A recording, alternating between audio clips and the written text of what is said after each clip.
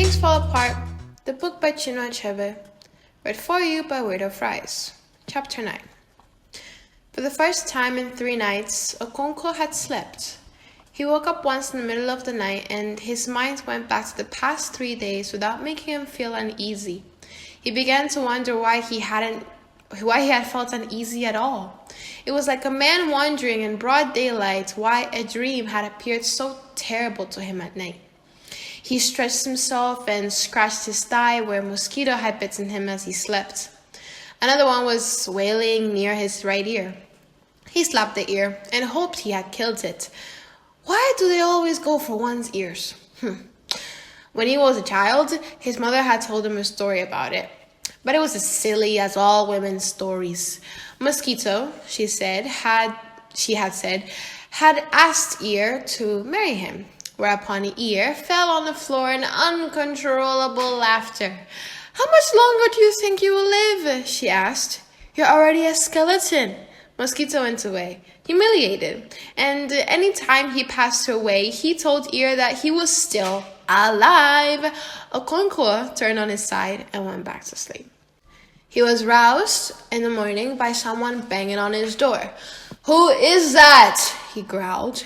He knew it must be Ekwefi. Of his 3 wives, Ekwefi was the only one who would have the audacity to bang on his door. "Ezima is dying," came her voice, and all the tragedy and sorrow of her life were packed in those words. Okonkwo sprang from his bed, pushed back the bolt on his door, and ran into Ekwefi's hut. Ezima lay shivering on a mat beside a huge fire that her mother had kept burning all night. "It is Iba," said Okonkwo, as he took his machete and went into the bush to collect the leaves and grasses and barks of trees that went into making the medicine for Iba. Ekwefi knelt beside the child, occasionally feeling with her palm the wet, burning forehead. Ezima was the only child and the center of her mother's world. Very often, it was Ezima who decided what food her mother should prepare. Ekwefi even gave her such delicacies as eggs, which children were rarely allowed to eat because such food tempted them to steal. One day, as Ezima was eating an egg, Okonkwo had come in unexpectedly from his hut.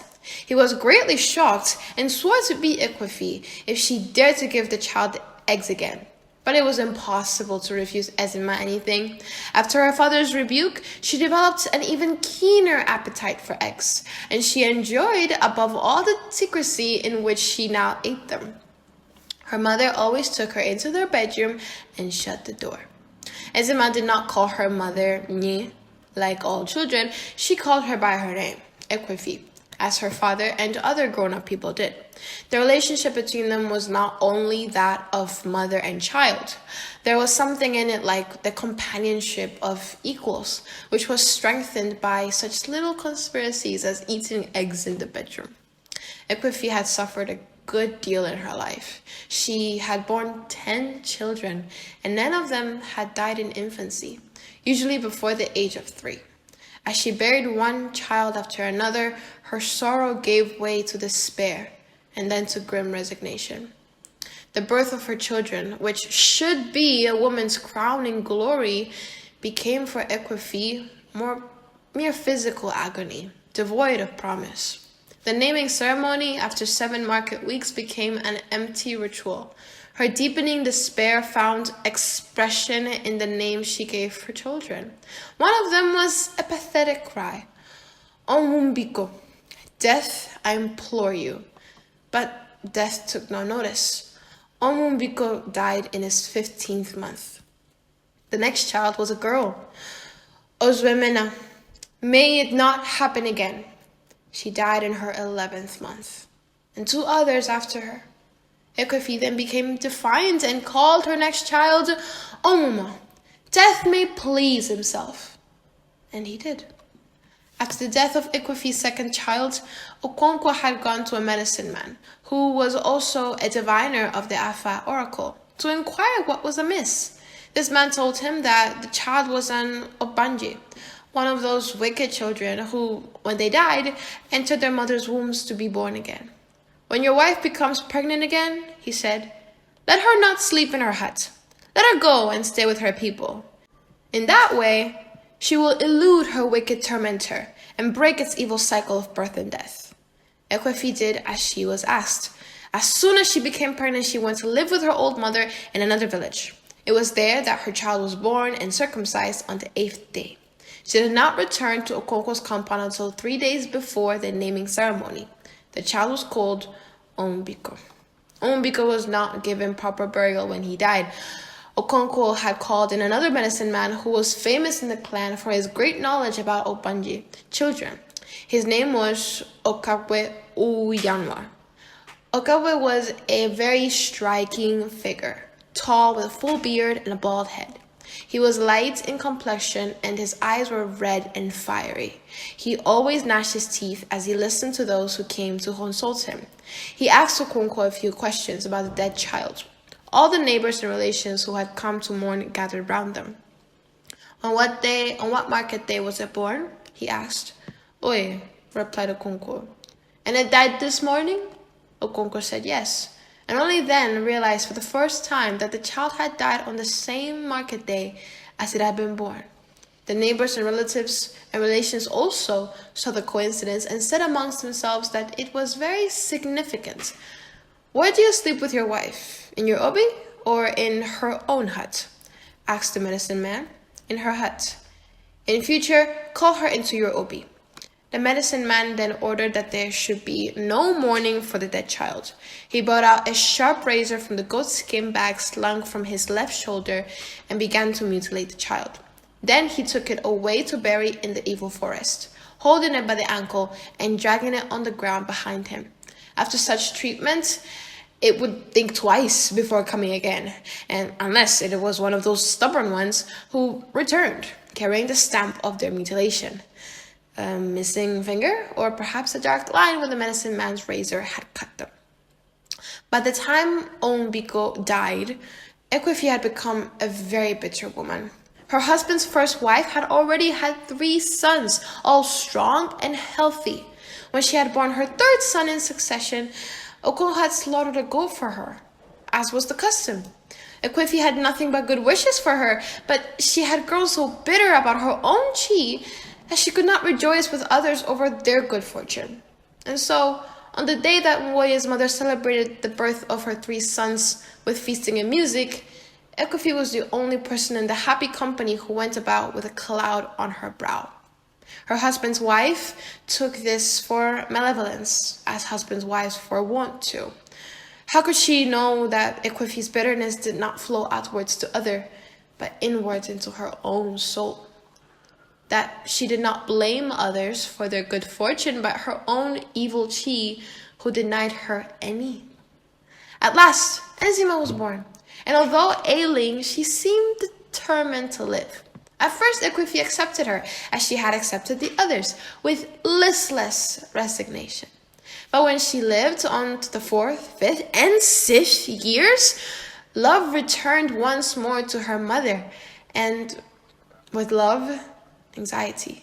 She determined to nurse her child to health, and she put all her being into it. She was rewarded by occasional spells of health during which Ezima bubbled with energy like a fresh palm wine.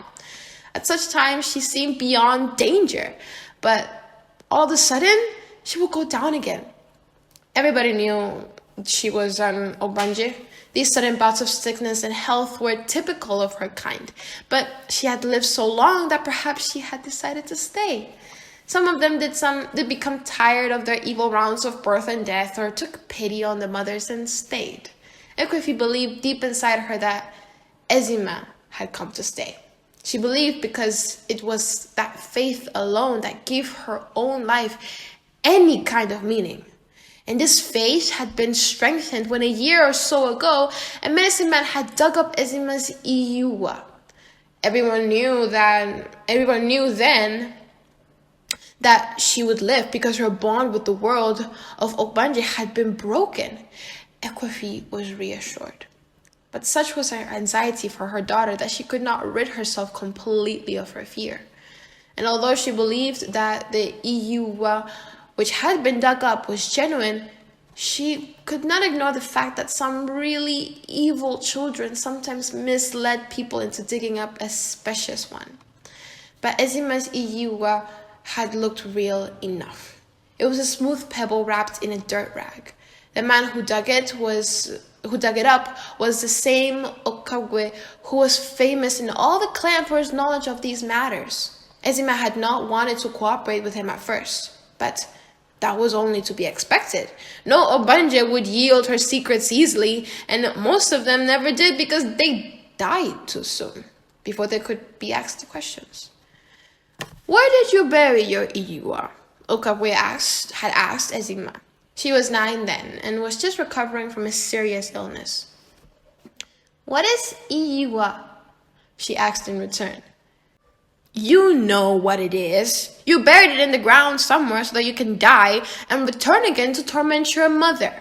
Ezima looked at her mother, whose eyes, sad and pleading, were fixed on her. "Answer the question at once," roared Okonkwo, who stood beside her. All the family were there, and some of the neighbors too. "Leave her to me," the medicine man told Okonkwo in a cool, confident voice. He turned again to Ezima. "Where did you bury your Iyiwa?" "Where they bury children," she replied, and the quiet spectators murmured to themselves. "Come along then, and show me the spot," said the medicine man. The crowd set out with Ezima leading the way, and Okagwe following closely behind her. Okonkwo came next, and Ekwefi followed him. When she came to the main road, Ezima turned left as if she was going to the stream. "But you said it was where they bury children," asked the medicine man. "No," said Ezima, whose feeling of importance was manifest in her sprightly walk. She sometimes broke into a run and stopped again suddenly. The crowd followed her silently. Women and children returning from the stream with pots of water on their heads wondered what was happening until they saw Okabwe and guessed that it must be something to do with the Obanje. And they all knew Ekwefi and her daughter very well. When she got to the big Udala tree, Ezima turned left into the bush and the crowd followed her. Because of her size, she made her way through the trees and creepers more quickly than her followers. The bush was alive with the tread of feet on the dry leaves and sticks on the moving aside of the tree branches. Ezima went deeper and deeper, and the crowd went with her. Then she suddenly turned round and began to walk back to the road. Everybody stood to let her pass, and then filed after her. "If you bring us all this way for nothing, I shall beat sense into you," Okonkwo threatened. "I have told you to let her alone. I know how to deal with them," said Okagwe. Ezima led the way back to the road, looked left and right, and turned right. And so they arrived home again. "Where did you bury your Iyiwa?" asked Okagwe when Ezima finally stopped outside her father's obi. Okagwe's voice was unchanged. It was quiet and confident. "It is near that orange tree," Ezima said. "Why did you not say so, you wicked daughter of Akalogi?" Okonkwo swore furiously, and Medicine Man ignored him. "Come on and show me the exact spot," he said quietly to Ezima. "It is here," she said when they got to the tree. "Point at the spot with your finger," said Okagwe. "It is here," said Ezima, touching the ground with her finger. Okonkwo stood by, rumbling like thunder in the rainy season. "Bring me a hoe," said Okagwe. When Ekwefi brought the hoe, he had already put aside his goatskin bag and his big cloth and was in his underwear, a long and thin strip of cloth round his waist like a belt, and then passed between the legs to be fastened to the belt behind. He immediately set to work, digging a pit where Ezima had indicated. The neighbors sat around watching the pit become bigger, deeper, and deeper. The dark topsoil soon gave way to the bright red earth with which women scrubbed the floors of walls and huts. Okagwe worked tirelessly and in silence, his back shining with perspiration. Okonkwo stood by the pit. He asked Okagwe to come up and rest while he took a hand, but Okagwe said he was not tired yet. Ekwefi went to her hut to cook yams. Her husband had brought out more yams than usual because the medicine man had to be fed. Ezima went with her and helped in preparing the vegetables. "There's too much green vegetable," she said. "Don't you see the pot is full of yams?" Ekwefi said. "And you know how leaves become smaller after cooking." "Yes," said Ezima. That was why the snake lizard killed his mother. Very true, said Equifi. He gave his mother 7 baskets of vegetables to cook, and in the end there were only 3. And so he killed her, said Ezima. But that is not the end of the story. Oh, said Ezima. Oh, I remember now. He brought another 7 baskets and cooked them himself, and there were only, only 3. So he killed himself too. Outside the Obi, Okabwe and Okonkwo were digging the pit to find where Ezima had buried her Iyuwa. Neighbors had sat around watching. The pit was now so deep that they no longer saw the digger. They only saw the red earth that he threw up, mounting higher and higher. Okonkwo's son, Nwoye, stood near the edge of the pit because he wanted to take in all that happened. Okabwe had again taken over the digging from Okonkwo. He worked, as usual, in silence. The neighbors and Okonkwo's wives were now talking. The children had lost interest and were playing. Suddenly, Okabwe sprang to the surface with the agility of a leopard. It is very near now, he said. I have felt it. There was immediate excitement, and those who were sitting jumped to their feet. Call your wife and child, he said to Okonkwo. But Ekwefi and Ezima had heard the noise and ran out to see what it was. Okabwe went back into the pit, which was now surrounded by spectators. After a few more holefuls of earth, he struck the Iyuwa. He raised it carefully with the hoe and threw it into the surface. Some women ran away in fear when it was thrown, but they soon returned and everyone was gazing at the rag from a reasonable distance. Okabwe emerged, and without saying a word or even looking at the spectators, he went into his goatskin bag, took out 2 leaves, and began to chew them.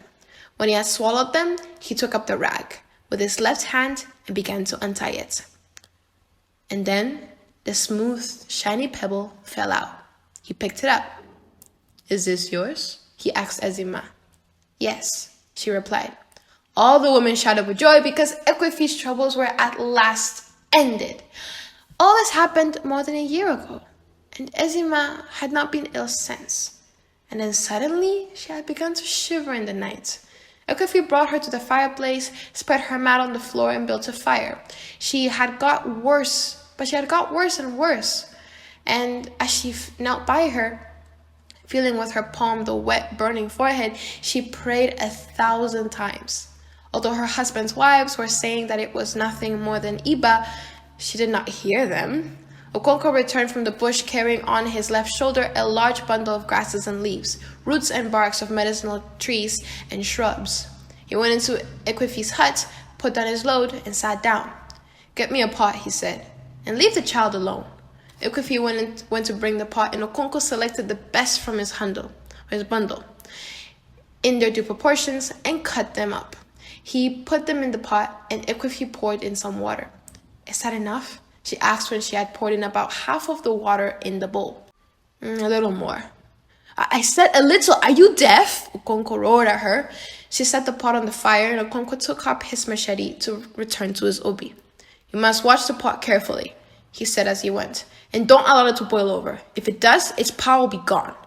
He went away to his hut, and Ekwefi began to tend the medicine pot as almost if it was itself a sick child. Her eyes went constantly from Ezima to the boiling pot and back to Ezima. Okonkwo returned when he felt the medicine had cooked long enough. He looked it over and said it was done. Bring me a low stool for Ezima, he said, and a thick mat. He took down the pot from the fire and placed it in front of the stool. He then roused Ezima and placed her on the stool astride the steaming pot. The thick mat was thrown over both. Ezima struggled to escape from the choking and overpowering steam, but she was held down, and she started to cry. When the mat was at last removed, she was drenched in perspiration. Ekwefi mopped her with a piece of cloth, and she lay down on a dry mat and was soon asleep. This is the end of chapter 9 of the book Things Fall Apart by Chinua Achebe, read for you by Weirdo. Thank you.